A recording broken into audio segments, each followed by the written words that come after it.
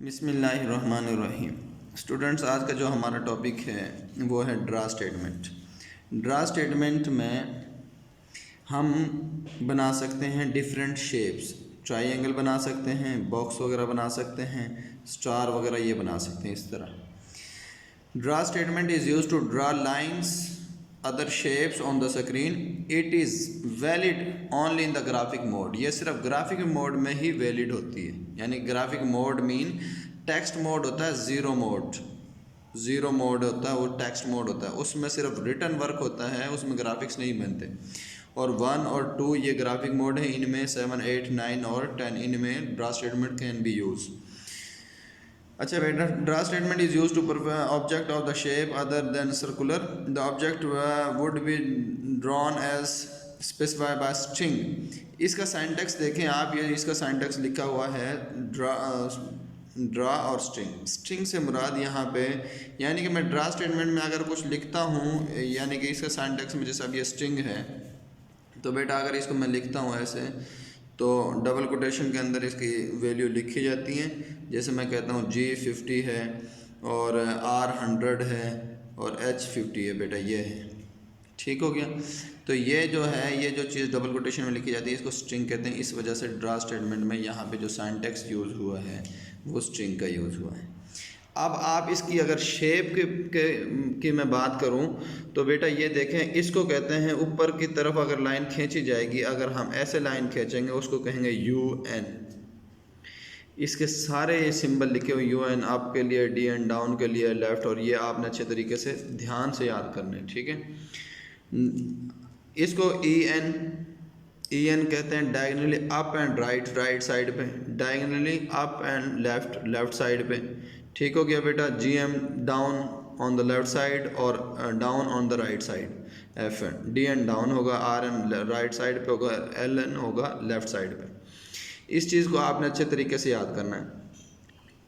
इसमें एक और चीज़ है कि यहाँ पे अगर B लिखा जाए तो move but plot no points, यानी कि अगर B लिखते हैं तो उसका मतलब ये है कि मूव करेगा लेकिन पॉइंट नहीं बनाएगा।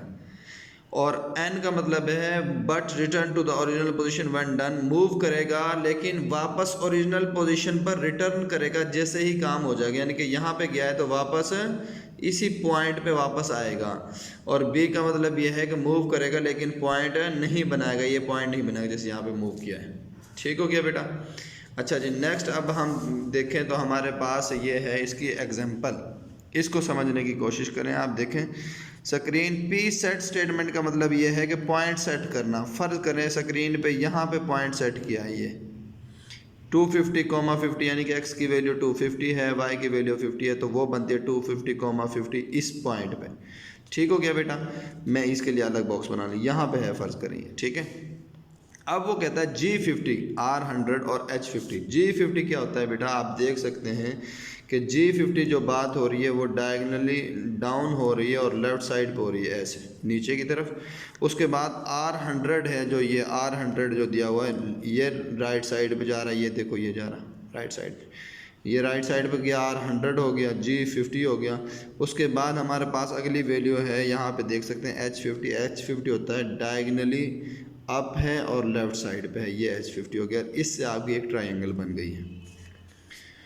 नेक्स्ट अगर मैं बात करूं इसकी, जो ये जो एग्जांपल दी हुई है इसमें R150 है, R50 यानी कि राइट साइड पे गया 50, ये मेरी राइट साइड है ना, ये अगर मैं इस तरफ लेके जाता हूँ ये राइट साइड है, R50 हो गया बेटा। उसके बाद वो कहता है D50, D का मतलब क्या है, नीचे की तरफ, D50 ये आ गया है, ठीक हो गया।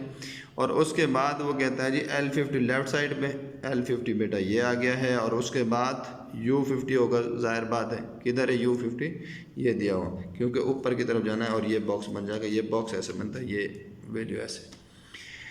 ये हमारी थी बेटा ड्रा स्टेटमेंट, इम्पॉर्टेंट क्वेश्चन है और ग्राफिक्स में अच्छे ग्राफिक्स वगैरह बनाने के लिए भी इस्तेमाल होती है। ये जो चीज़ है, ये जो लिखा हुआ है ये इम्पॉर्टेंट है याद करना MCQs के लिए, ये उसकी वजाहत लिखी हुई है बेटा।